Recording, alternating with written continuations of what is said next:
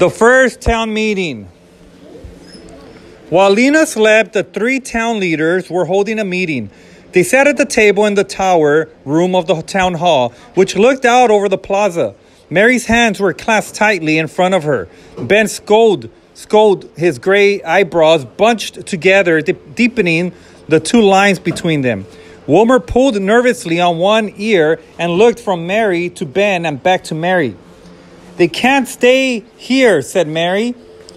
"There are too many of them. Where would we put them? How will we feed them?" "Yes," said Wilmer, "but where can they go?" No one spoke. They had no answer for the question outside of the settlement of Sparks. The empty land stretched for miles in all directions. "They can go up the Pine Gap," said Wilmer. "Maybe." Mary snorted and shook her head. "Don't be ridiculous," she said. "That's at least 2 weeks' walk away. How could these feeble people travel that far? How could they carry enough food with them?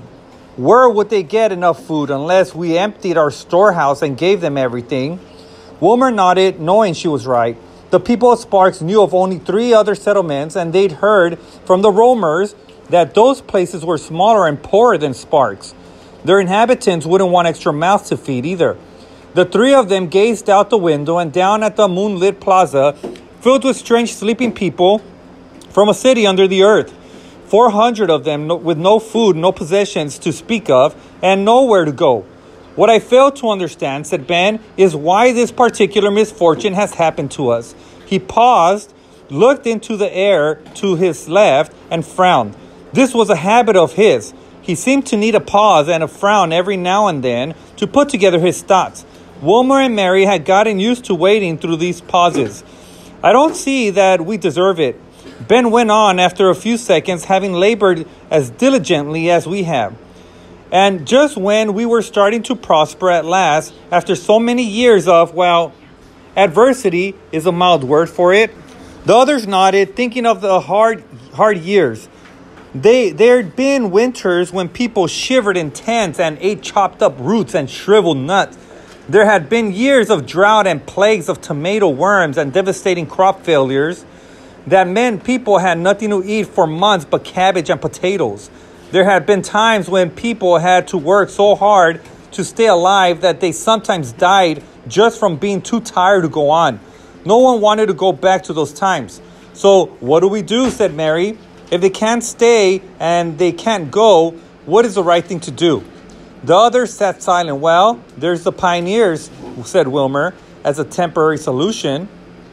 "True," said Ben. "A good thought," said Mary, and Wilmer beamed. "So what about this?" Mary went on. "We'll let them stay in the Pioneer. We'll give them water and food. We do have extra in the storehouse. In exchange, they work, they help in the fields, they help with building, they do whatever there is to do. We'd have to teach them how. As far as I can see, they know nothing. After a while, when they're stronger and when they know better how to get along, they can move on. They can set up their own village somewhere else. We'll have to watch them carefully if we let them stay," said Ben. "They're strange. We don't know what they might do." "They seem fairly ordinary to me," said Mary. "Except for the business about living in a cave." You believe that?" said Ben. Mary shrugged. "The question is, shall we let them stay?"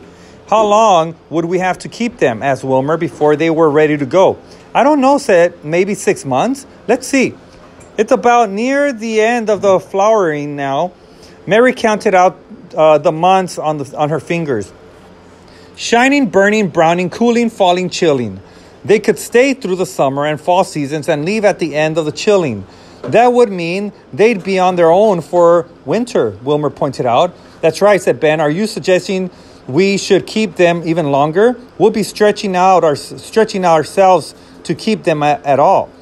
They fell silent again, considering this. Finally, Mary spoke. "Shall we let them stay for 6 months then?" she said, "and teach them as much as we can." No one really liked this idea. They thought of the food the refugees would need, which would mean less for their own people, and the bother of teaching them all the skills they need to survive on their own. Each one, Mary, Wilmer, and especially Ben, wished the unfortunate cave people would simply vanish. But they weren't going to vanish. And the leaders of Sparks knew that they must, for the sake of their conscience, do the right thing. They wanted to be wise, good leaders, unlike the leaders of the past whose terrible mistakes had led to the disaster. So they would be open-minded. They would be generous. With this in mind, the three leaders voted. Mary voted yes, the cave people should stay.